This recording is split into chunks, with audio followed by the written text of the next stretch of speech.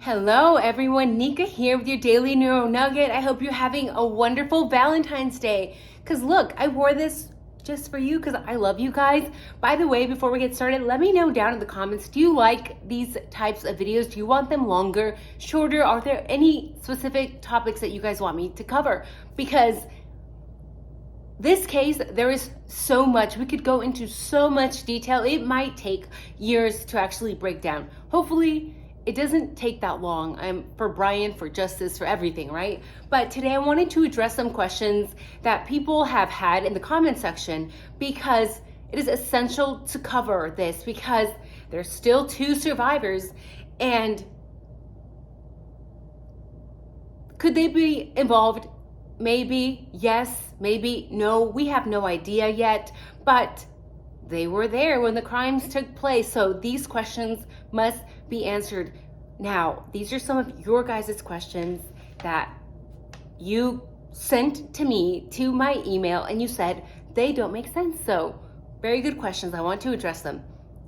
Somebody said that 2 people were unalived in each room.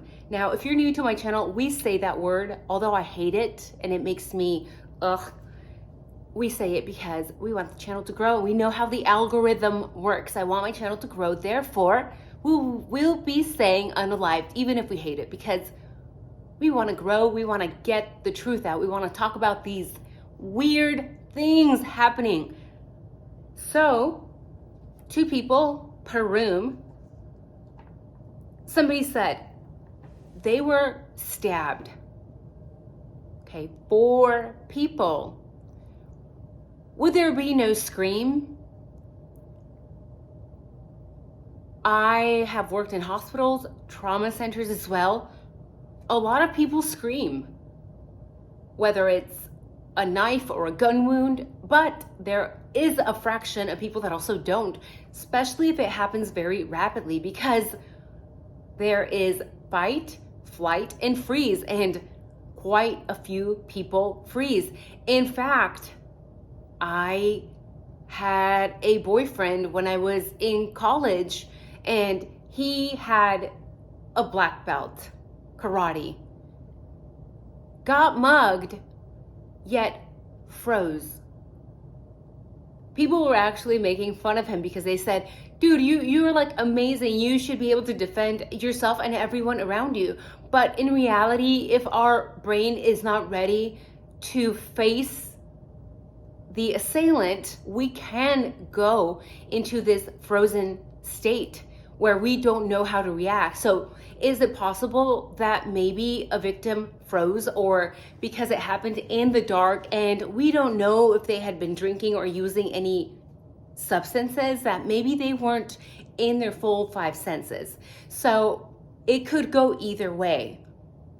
But for people, you would think that there was probably some noise made, especially when there is 2 people per room.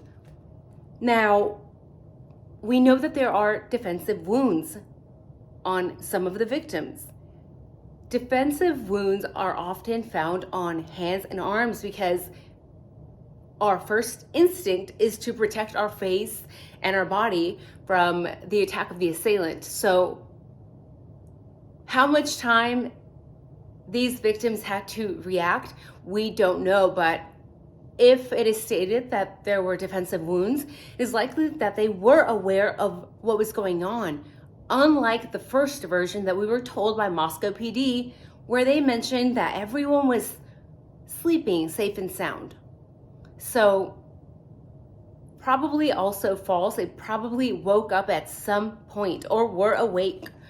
Now, this was a very good question because if there's 2 people per room and one is getting attacked, did the other one not hear? Did they not scream? Did they just sit there? Maybe, but I find that very odd. I think, again, that even if you're woken up in the middle of the night getting attacked and there's 2 people, one out of the 2 is probably going to make some sort of noise. So did Dylan or Bethany hear more than they are telling us? Is it possible? Let me know down in the comments below. Now, this one is very interesting. And of course, people don't like us talking about the survivors, but I think it is essential that we cover it, even if it hurts people's feelings. Why? Because they were present and they did not call the police until 8 hours later. Well, actually, we don't know who called the police. We still don't know. But I'm having difficulty with Dylan allegedly saying she was scared enough to lock herself in her room, but not scared enough to call 911. I don't know. Again, was she in her five senses? Maybe not. Now, if you feel that something is wrong, if maybe when she woke up after seeing this bushy-eyebrowed person, she still had this doubt that something was off, she still did not call 911. We must remember, she decided to call a group of friends over. So does that make sense? Is that something that you would do? You just saw a masked intruder a few hours before. You maybe fall asleep or go into frozen shock face, which I'm not buying, because if you're freezing, you still locked the door behind you, meaning you were not frozen. And even if you froze after you closed the door, did you magically thaw out to call your friends but not call 911? That is suspicious, in my opinion. Now, another question that people forget to ask themselves when saying it was Kohberger and that he acted alone is, how did Kohberger, in my opinion, he looks very scrawny. We don't know. He might be a super brute that can deadlift 600 pounds. We don't know. But to me, he looks kind of frail, kind of nerdy, not very strong. But how did he subdue one victim while unaliving the other one? Because again, there were 2 people per room. Does he just have this out-of-world strength? Or were there more people involved? Or was it lots of people involved? Was it maybe a group of fraternity men? You let me know down in the comments below. But to subdue one person while unaliving the other one in the manner that they were unalived, I believe that it would be very difficult for Kohberger to do something like that on his own. Now, how are you gonna be scared enough, again, to hide yourself but not call 911? I understand that when we are afraid, our brain can sometimes not work properly, but this is kind of irrational, like too irrational. So I really want to point that out 2, 3, 4 times to remind you, because I've tried to put myself in the shoes of Dylan, and it just gets harder and harder for me to do so. Now, Moscow PD won't reveal the 911 call, and they won't release the audio. First, Chief Fry said that this call would be released, but then crickets. Now, a lot of people will say, well, there's a gag order, of course. But the gag order was not in place until January 2023. So who are they protecting? Who is in that 911 call? Is Dylan in the call? Is Bethany in the call? Is maybe Bethany calling 911 the exculpatory evidence? Is that why Moscow PD won't release it? Now, you let me know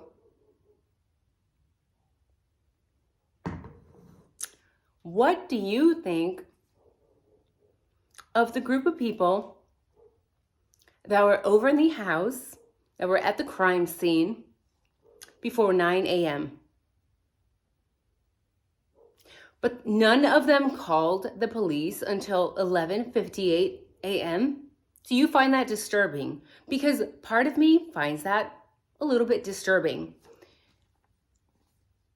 When you've worked in medical and you've worked with body fluids and bodies, you understand there is an overwhelming smell of blood.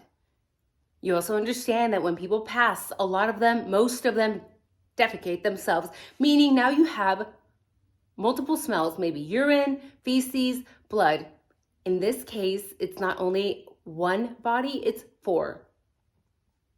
So the people that were over at the house at 9, I'm having difficulty believing that none of them smelled anything. None of them thought anything was weird until noon.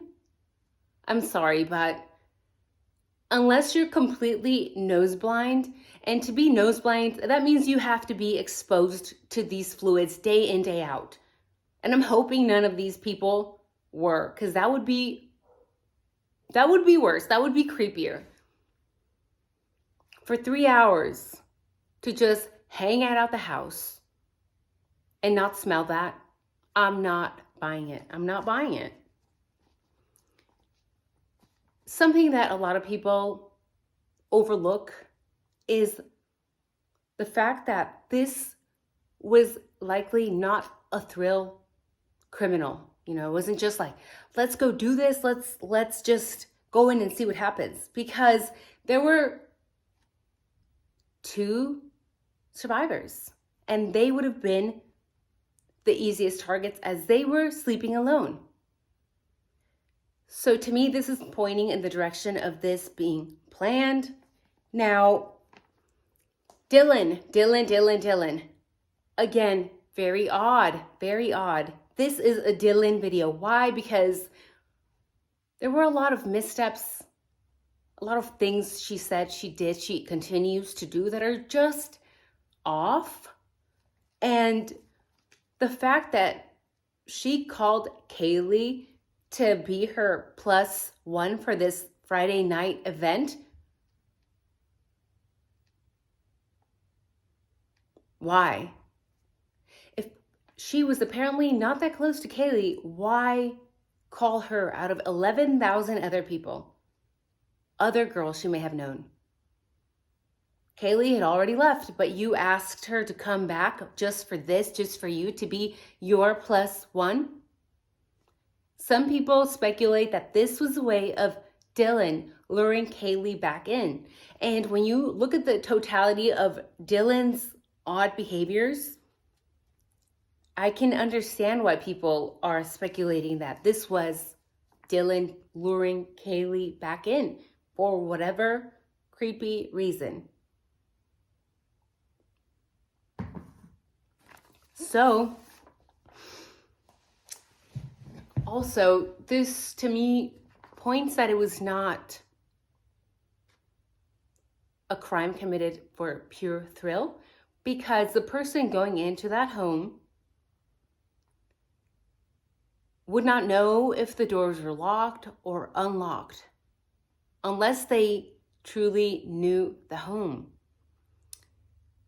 Also, they must have known, must have been watching, because in order to miss the DoorDash driver by 15 minutes, you have to remember the DoorDash driver allegedly was at 1122 King Road at 3:30 a.m. So it wasn't just last minute. It wasn't, let's go in, take these people out and call it a day. I believe this was planned and likely planned for months in advance. Now, we know this road where the victims lived, people are awake late. Okay, sometimes they're up at 3, 4, 5 a.m. still partying. And I find it very odd that, of course, a lot of people were out and about at that time when this crime took place, except, of course, Dylan. who allegedly was sleeping. Now, I don't know about you, but you guys know when I get into my political rants, when I get into my military background, I get very frustrated because to me, this type of case is bonkers. The fact that the 911 call has yet to be released, that from the get-go, Moscow PD Chief Fry said that they would release it and then decided not to, even before the gag order was in place, is setting a dangerous precedent. Because to me, this looks like Moscow PD is saying, just trust us. Obviously, Kohberger is guilty. We have a bunch of this top secret evidence that eventually we will show you, but not at the moment. So just trust us, okay? And this is scary because if you understand, if you've ever traveled, if you've ever been in the military, you've been deployed, or you are just aware of what is going on in the world, what goes on in other countries you would never want to live in, this case would concern you. Because remember, there are countries where people are literally snatched from their home, from their bedrooms while they are sleeping. And then the public is lied to by police departments or by politicians. And then we never hear from these people ever again. It's just like they're kind of disappeared forever. So is that where we are headed as a country? This is why I always say this case is much bigger than just Kohberger versus Idaho, okay? Because why not be transparent?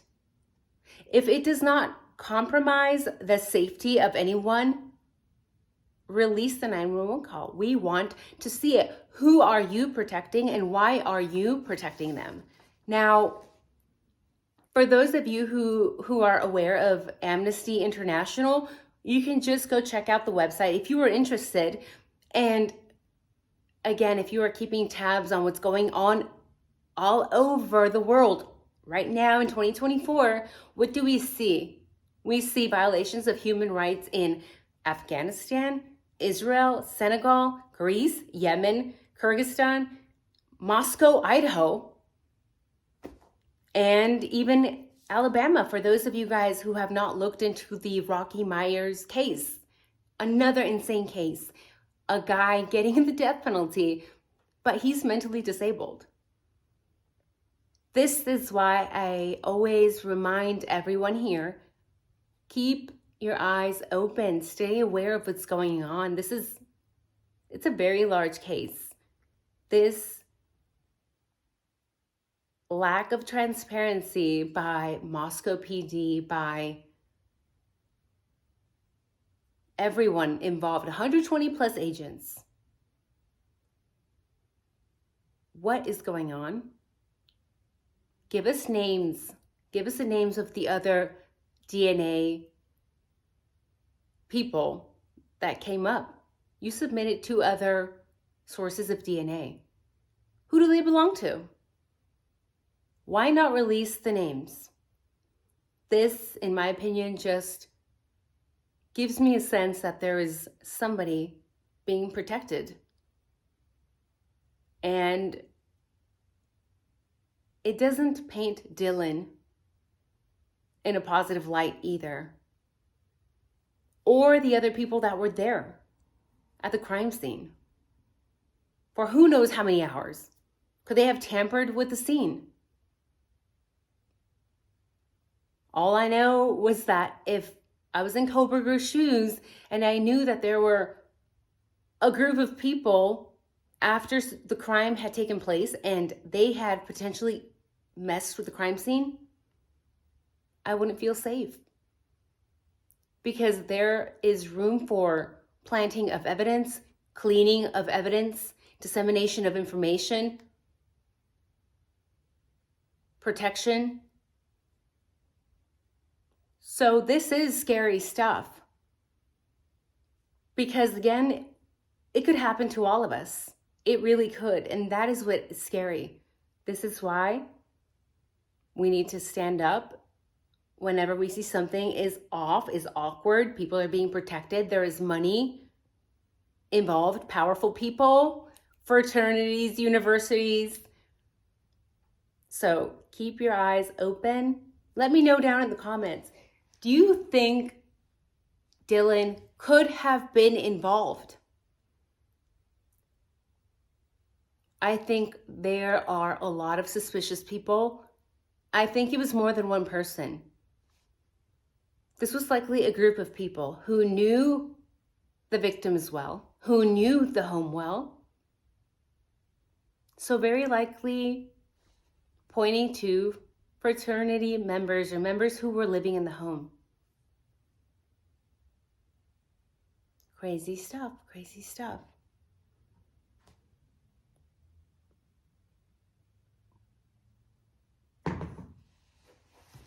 That is it. By the way, thank you guys for all the comments. I love the comments in the comment section, the thumbs up. And I love when you guys leave comments sharing your point of view, because it does open my mind to other possibilities. There's so much unsaid in this case, so it will be interesting to see what comes out of that. So you guys have a wonderful night. If you are doing anything for Valentine's Day, have fun, go eat lots of food. I'm not doing anything right now, probably this weekend. So happy Valentine's Day, and love to all of you guys, love to your family, your friends. Take care of each other, be kind, be empathetic, okay? If there's anything you take away from this video, be kind to one another. It's so easy. Being kind is free. Being kind makes you wrinkle free. So